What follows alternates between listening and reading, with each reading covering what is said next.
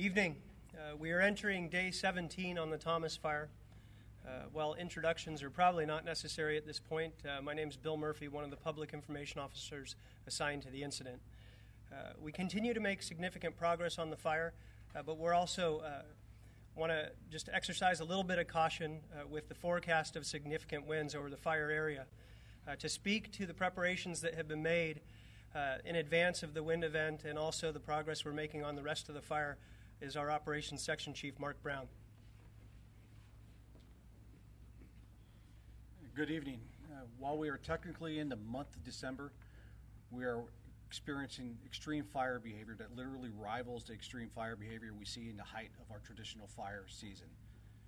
But we have adapted to that, and that's why we maintain our vigilance for what's going on in the Santa Barbara area with this ongoing wind event. We're already starting to experience gusts in the Santa Barbara Hills of 30 to 40 miles an hour, but we do have crews that have been working through the area all day today. They found only 3 smokes, as we call them, or hot spots that they worked. They also used infrared data that we get from our helicopter flights to seek out and destroy all the hot spots they can find.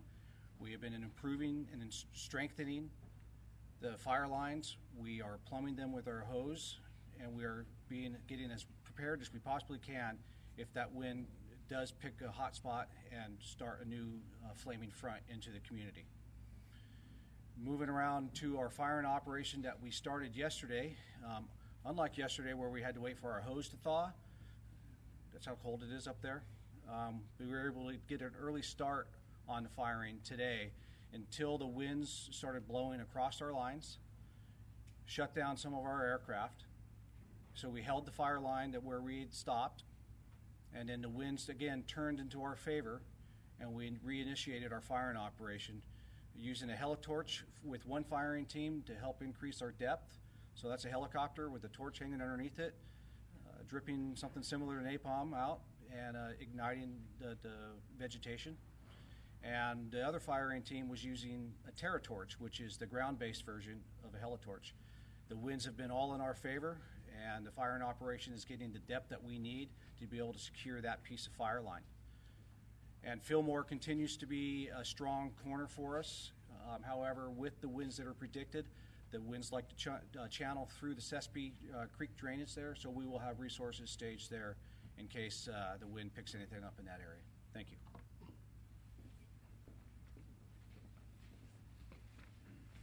And good evening. I'm Kurt Van Spybrook, the incident meteorologist for the Thomas Fire. As you heard from Mark, the weather factor today has been winds. The cold front has moved through. In Santa Barbara County, we picked up wind gusts in the 40 to 50 mile an hour range. That's currently ongoing. In Ventura County, we saw wind gusts in the 30 to 40 mile an hour range at the ridgetops, and it's blowing all the way down here at the coast. A couple of problems that we have with the wind, obviously, is it aggravates fire behavior, but it also lifts up the ash and dust and lowers the surface visibility for travel around the area. And that will continue all the way through tonight into tomorrow morning. As the front moves further to the east, the pressure gradient will relax, but the winds will turn out of the northeast and start a moderate Santa Ana event for Thursday into Friday. And with that, we will have a red flag warning for Santa Barbara County through 10 a.m. tomorrow. And then starting at 10 a.m. tomorrow through Friday, we'll have a red flag warning for Ventura County. Because of the strong winds, relative humidities will be decreasing, and the fuels out there are very receptive to fire. The good news is after the wind event, if there are no new starts or spots, the wind test on the fire will have been a very good indication of how well the work has been done by the crews. The other part of the cold front that we're dealing with is the cold temperatures. We have seen freezing temperatures up in the front country and in some of the valleys. And tonight we're expected to see temperatures in the low 20s in some of the sheltered areas. Not quite so cold on the ridgetops where the winds are, but where there's no wind, the temperature should drop into the low 20s. Friday morning, we're expecting, again, temperatures down in the low 20s, possibly even in the upper teens, which means there'll be problems if there's exposed water for freezing and ice. And after that, as we go in toward the weekend, we're looking at warmer temperatures, again, low humidities, but much less wind. So that's working in our favor.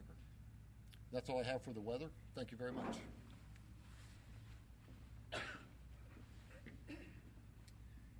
Good evening. My name is Brendan Ripley. I'm a fire behavior analyst for the incident. The common thread here is weather. Weather is the driving force behind fire behavior. With the return of critical fire weather in the form of red flag conditions, it brings a threat to the Santa Barbara area.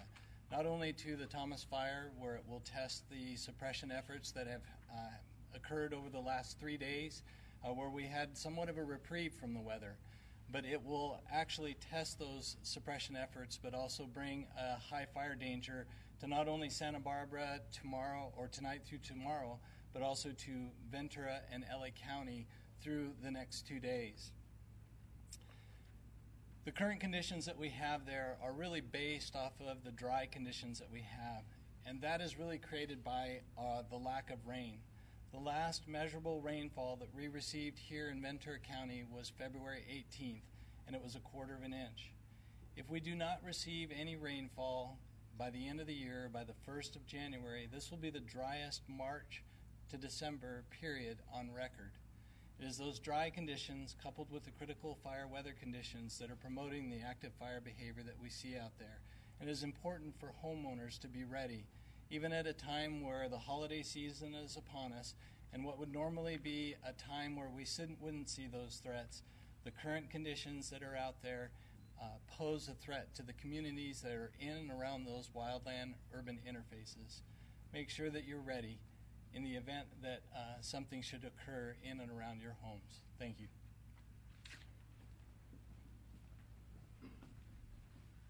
Evening. My name is Tom Fiamma with the Santa Barbara County Public Works Department, the Flood Control District. And while we talk about the lack of rain and how dry everything is, we do know that it's December and our rains will come. And so therefore the Flood Control District is actively working in Santa Barbara County on our debris basins and channels below the fire area because we do know we will get rain this year. We also know on a burned watershed it does not take much rain to get significant runoff and debris potential. Our message at this point is while we're getting ready, the public should be getting ready as well. We have a homeowner's guide to flood response available on our website, and we urge all residents as they get back into their home that they start taking stock of their individual property and look at what could be at risk when the rains do come. Thank you.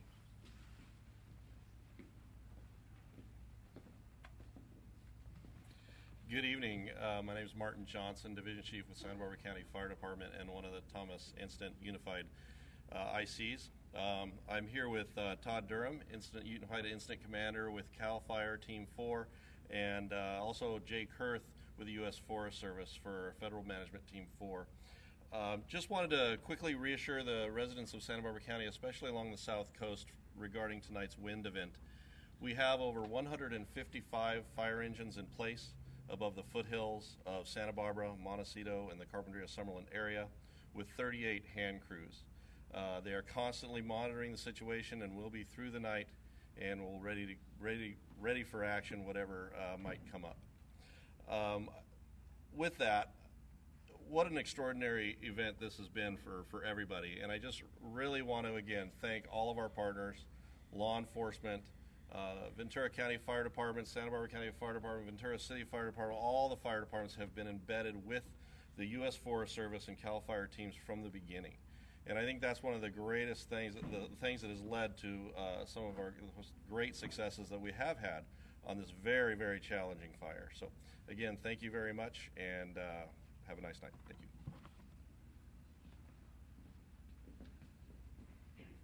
Okay, we'll open it up for any questions. Okay, thank you again for watching this evening.